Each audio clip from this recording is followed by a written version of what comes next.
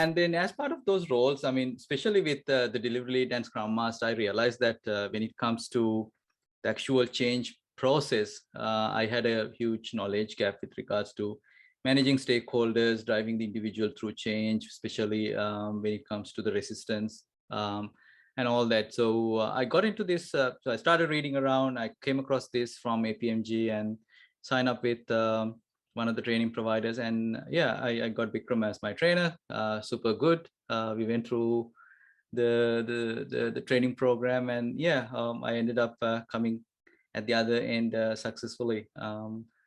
So I've been applying. I mean, I think Bikram, to your point, I just managed to get a lot of quick wins immediately after completing that training, even before I got the certification.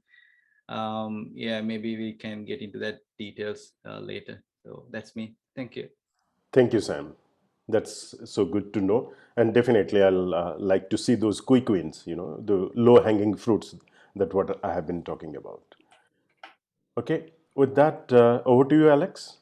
And just to give you an introduction about Alex, he has been, I believe you are with the same organization still now with the road transport. Probably you can talk about it in better. But the experience, what I got in terms of the resistance, what the extremity with the resistance people can go over.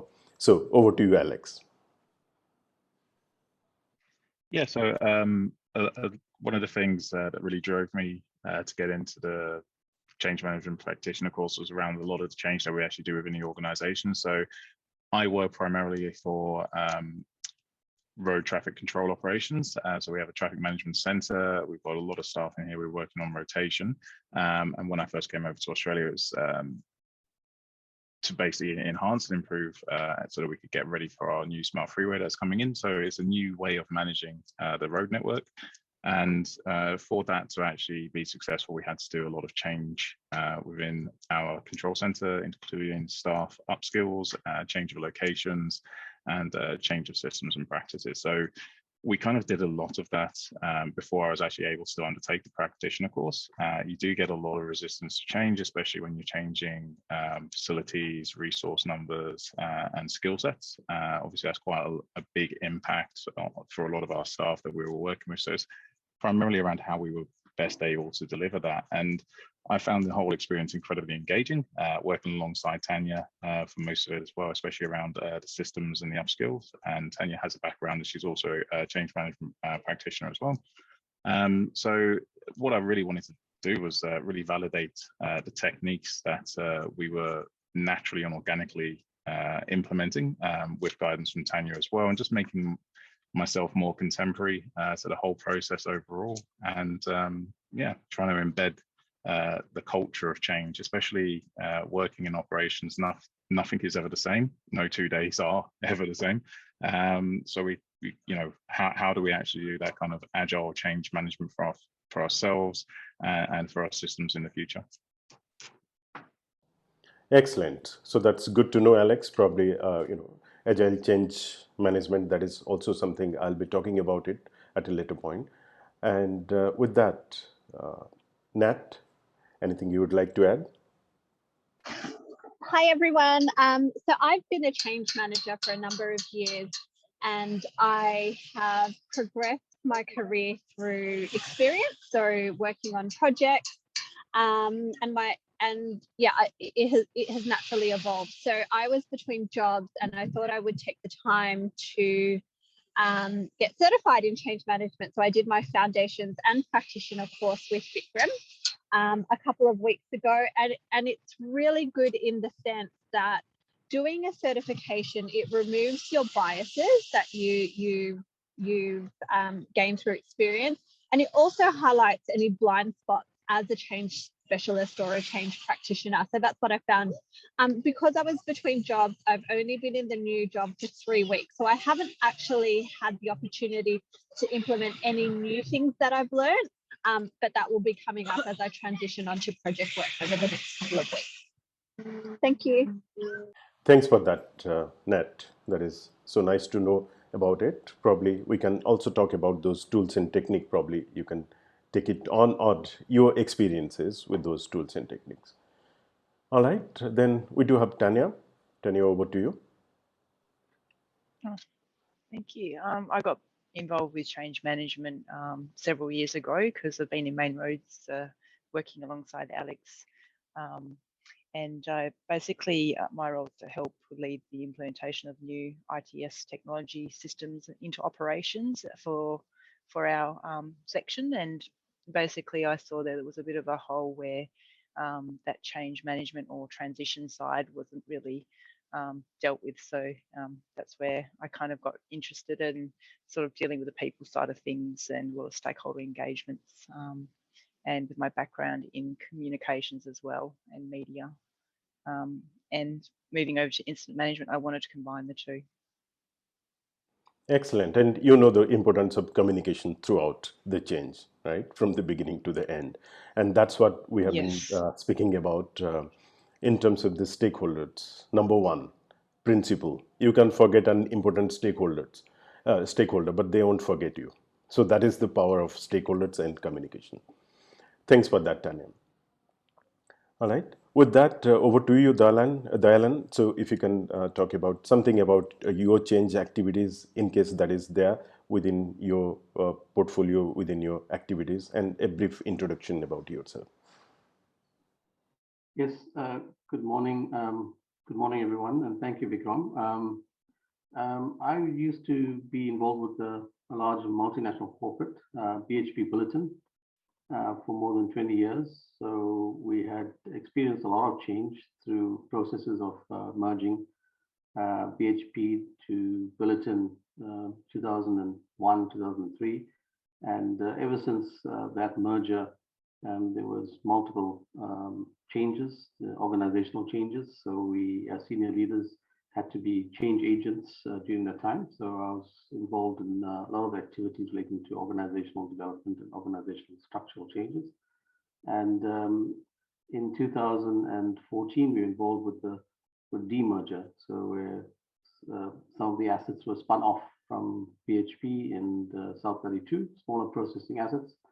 And in 2015, I took the leap to enter business consulting on my own. So I became an independent consulting. I did my Prince 2 practitioner course with Bikram in 2015, and it's helped a lot because soon after I was involved with a public project here in South Africa, the implementation of the integrated rapid public transport system. So as part of a PMO that helped to manage operations and transformation aspects within the program, and currently involved with the PMP, hoping to write that in 2 months' time. I also do a lot of project management work for both private and public sectors. So during that, there's a lot of change that we manage, particularly in the public sector. So it's been an important aspect to be able to be effective in leading that change. Thank you for that. Thank you for that, Dayalan. And we had a very lovely time in Durban. I believe that was in 2015 with Dayalan and me. So that was an interesting area we had. And I was looking for another opportunity, but you know, the pandemic and other stuff. So that's how we are meeting together here, over here. Thank you, Dayalan. All right, so now we can start our discussion. How have we applied change management? So Sam, definitely I'm going to start with you to know about those quick wins, what all you have applied so far. What are those areas you think that will be very, very beneficial for you in terms of those studies we have done? And what will be your takeaways in terms of those, the application side of it, the templates, So over to you, Sam. I think you're on mute, Sam. Sorry about it. So I think the low-hanging fruit that I managed to kind of address immediately after were the real aha moments that I came across even during the certification or while we were going through the training itself. Like I said, I mean, I've been a kind of a change. I mean, I have not worked as a change manager, but my line of work, being a Scrum Master, being a delivery lead, working as a consultant, taking organizations such as ANZ and REES through the agile transformation, you naturally become a change agent. And as part of the change, that change process, understanding what motivates or what makes an individual resist the change, what sort of stakeholder management that you need to kind of engage, and the kind of cultural change that the organization itself will have to go through, including the senior management, were the key factors. So I think those are the kind of challenges that I kept on feeling like, so this is where probably I can't, or I'm not doing a good enough job, because I don't think I'm kind of addressing or approaching these aspects well enough. And that's what really got me into the training. And I think so to your point, Vikram, immediately after, what I realized was the what's the name of that hierarchy, the needs hierarchy. You start with the physiology, safety and psychology and so forth. That I is the think that gave Maslow. me a real, sorry? That is Maslow's hierarchy Maslow's, of needs. yes. So that was a real, it's a very effective tool, Vikram, now that I have got in my toolbox, because whenever I speak to an individual, I just kind of try to assess, depending on the conversation or the change that I want to see happen. I just want to understand. Then I can understand where exactly the layer or the level this person is at, and then drive the conversation accordingly. That's one. And another one that I really put into practice is the stakeholder radar. Identifying, who needs to be kept in, be closely engaged, who needs to be informed, and so forth. So I've done that in different aspects. Like, I've done that. I've created a stakeholder radar within my teams, across my teams, senior management, and all the other external vendors that we engage with. So that has given me a very methodical, structural way to kind of keep them managed. And I think the resistance or the kind of challenges that I used to face have tremendously gone down, and I think that has improved the effectiveness of how I operate, and the way, more importantly, how they see me as a change agent, rather than trying to disrupt everything upside down. Now I think I can portray a more proactive or a product collaborative image, that they see me as a person who are ready to work with them, rather than trying to do the other way around. That's very good point, Sam, what you have brought in. Like the one is the Maslow, definitely, that you can connect, to see how different people, they behave differently in the organization, where are they standing. Plus the radar. Radar is a very, dynamic tool, I would say. And not only that, just do not create that radar, but just keep on looking how this radar could be, changing, be it your CPIG, be it VNGC, how do you mark them, combine them together? And it is a dynamic one. It will keep changing, as you know, the stakeholders, they get changed quite often. So definitely that's a very good one. Thanks for that, Sam. No worries. Okay, so with that, Alex, anything from your end? I know you have been talking about the cohorts in particular, and probably you have migrated from the Lewin's model. So over to you. Yes, what we've actually been doing, we're working on a new system that's probably going to dynamically change how we operate our road network in the future.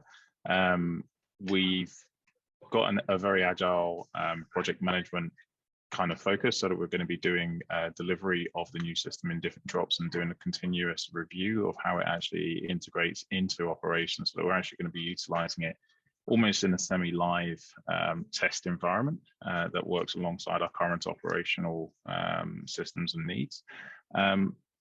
Because we've got such a good culture of change here, we've probably gone towards more of a Senge's adaptation of how we actually want that continuous change environment and a continuous change culture within the whole of our team. We selected specific SMEs with varying background, skills, capabilities to actually help us in terms of the assessment and review and delivery for every single one of our sprints that we're trying to introduce part of that system change and uptake. And this is kind of working as a two-way engagement, so that we're able to get that buy-in and understanding of what will work well for this system and what won't. so we can then push that back to our development team for when they're actually going to be delivering it. One of the key things that's probably the hardest to get out of that is how you then utilize that active engagement to then change the structure of the project delivery, so that they're actually willing to go slightly out of scope to get those requirements for the operators to actually do their role, so that it's actually added value continuously through the whole life of the project, and we're not wasting money, time, and resources in going down rabbit holes that we just don't need to be going down. So we're utilizing it really well. I think the culture that we've managed to introduce has been fantastic in that regard. And in terms of managing upwards with the senior executives, a lot of what we're trying to do is Lewin's force fields in terms of how that change is going to be tipping the scales. So we're able to clearly demonstrate why this needs to happen, how it's going to happen, and what the benefits are, and what the blockers are realistically against it, so that we can really tip the balance in those scales. And so far, we're getting the wins, I would say. Tanya probably would testify to that, and it's working well overall. And we've moved away from sort of like the Cotter's steps, which is a useful foundation, I think, for that and Mackenzie Sevens in terms of how you actually want to approach change in a static delivery, I would say, and it gives you a really good foundation as to what you need to look at to get there. So when we're probably deriving the project ourselves, that's what we would use when communicating with each other, and then we try to, like I say, try and take that more into that cultural environment and go back into Senge's. And I cannot remember the one for the personality types and traits, but Bikram, that's one of my favorite insights in terms of how we actually operate and function as humans, and the different needs and requirements for all of our staff, because we've got varying staff from different backgrounds now. We've got a very good mix of abilities, cultures, ways of thinking. That's just, again, because we've got that beautiful change culture here, it's just kind of breeding natural development and natural progression within the team. So yeah, that's in terms of projects, the systems integration, what we're trying to do. And like I say, the main thing is getting that culture for me. It makes it a lot easier and progressive going forward. So I believe you are talking about that MBIT type, Alex, Myers-Briggs type indicator. So that's good to know. And definitely FFA, force field analysis, that is a very good, very strong tool when you are taking it to maybe to your executive or to the leadership, to show them what are those positive forces that is in favor of the change and something that could be against the change. All right. So with that, Tanya, I would like to hear from you. I know we are almost there in terms of the time, but probably if that is okay, we'll be running, another 5-10 minutes extra. Let's see how it is going. Over to you, Tanya. Sure. Yeah, just following on from what Alex was saying, yeah, it's we're going through an agile sort of system for deployment for that new system, where demands and solutions are sort of evolving through collaborative kind of efforts of the team, and we're trying to get quick improvements from each stage. So, but what we have successfully done, I think, over the years, and to bring sort of the senior management along with us, is we've incorporated a change management plan, or which has all the change management principles in it. We incorporate the projects, so it all kind of meshes into one. So it's really we're bringing them along really on this journey as well as the team, and we're continually being open with the change and encouraging the leaders to sort of follow our path as well, with also strong subject matter experts on the floor to help guide the rest of the team. So yeah, I think over the years we didn't really have any sort of thought into change management, and just ways in how to bring it along, and success is sort of been really pleasing to see how it's been done over the years. Excellent. And when did you do your certification, Tanya? My certification was a good 5 years ago, I think. Oh. Yeah, it was very, very new. I've been to Main Roads about 20 years, so I could see there was a gap in the organisation, and I wanted to bring some change management to it with my projects. And I believe, Alex, we did it almost like in the month of January this year. January or February. Even yes, I can't remember. I've had a few false starts. I think it was No, I think it's April when April. we did it. But in terms of the way that myself and Tanya have approached it, I think we're both naturally very vested in people as well. So we're very natural agents of change, which is fantastic. And some people get placed into that in terms of that's their title within a project, and they're not naturally that way. And sometimes you just don't get that vibe. You don't get the buy-in of staff in terms of that. So I think, and I've been blessed having Tanya working with me to sort of like get a lot of that cultural change and delivery through, as Tanya says, not only to our lower levels, but sort of like the higher management as well. And I think she's probably more trusted sometimes in some of those discussions than I am. We can't progress some meetings without her sign off, which is good. So it's really good having the relationship that we do and what we're able to build here. That's more important, to have that collaborative relationship throughout the change. And it's quite interesting for me to see, how all of you have retained that knowledge. It is not that easy. What you have read it in theory, maybe 5 years before, 6 months before, forget about it. Sometimes I do not remember the things what I have taught you, maybe after 3 months, after 6 months down the line. But the way you have retained it and you have applied it, that's excellent. All right, so that's very good area that you touch upon, all of you, be it FFA, be it McKinsey's 7S model. Probably, Alex, at a later point, I'd also like to see how you are formulating those, gap analysis with the 7S model. Okay, I think net has dropped off. So with that, I'll go over to you, Dylan. Typically, when you are talking about the change, I would like to hear from you, since you have moved to become your own boss. So how have you seen the change from that of a corporate culture to drive it yourself? Yeah, thanks, Vikram. I think in the backdrop of a corporate style of managing change, it's a lot more disciplined. And I think the ability to manage certain types of change, we introduce, what we refer to as a short interval control. So especially in operations, so we get to understand certain aspects of it. I think in terms of the stakeholder or getting the right people involved to manage and motivate certain aspects of change was also quite prudent. I think my experience with the more recent self-involvement with public sectors is that while there might be systems in place, I think the discipline is lacking a bit. So the challenge, I think, in the public sector setting is been more getting the stakeholder involved, getting the right people to understand change. So what happens in a case like that, then your time starts to creep in, so your scope gets affected. And a lot of the cases with the public sector projects, you do have time pressures, and that's unnecessary cost on the project.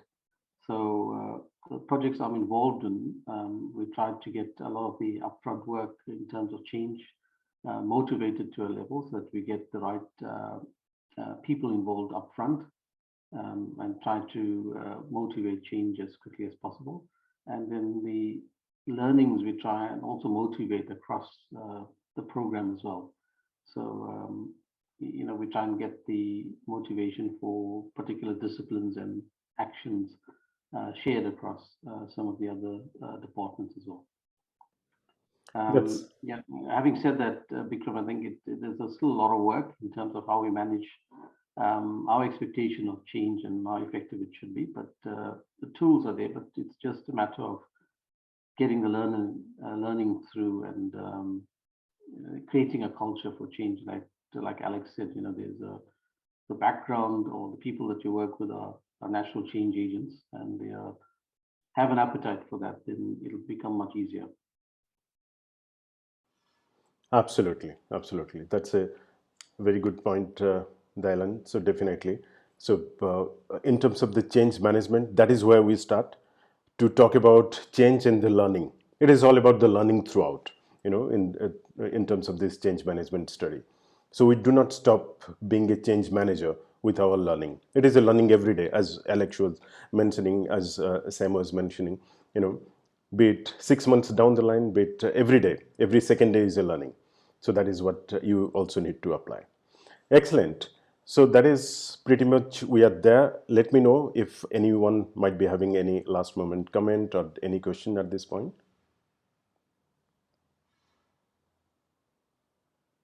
No?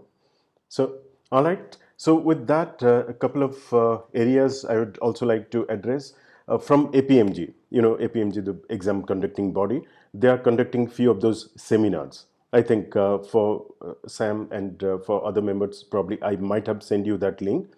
Typically, that happens Monday afternoon for the Australian time zone, and for South Africa and Europe, that will be in your maybe mid afternoon or something. So there is something that is happening coming Monday, and I'll be part of one of those panelists. And this week's topic is all about the exam, different certifications that APMG is providing. So I would love to see you there, and I'll also be sharing you a link wherein if you are having any question related to these certifications, definitely you can go ahead and put it forward. All right, and with that, before we conclude, I'll also be starting a group within our LinkedIn family, wherein I'll be posting all these tools, techniques, whatever the innovative tools and techniques what you guys will be bringing in, and that will be a kind of a repository. Whenever you look for something, you can get it from there. All right. So thank you all. I know it could be your late afternoon, the mid afternoon, early morning. So please go back and enjoy the rest of your day. Thank you so much. Appreciate your time and patience. Thank you. Bye-bye. Thank you, everyone. Thank you. Bye. Thank you. Bye. Thanks. Thank you, Vikram. Thank you, guys. Thank you. Bye-bye.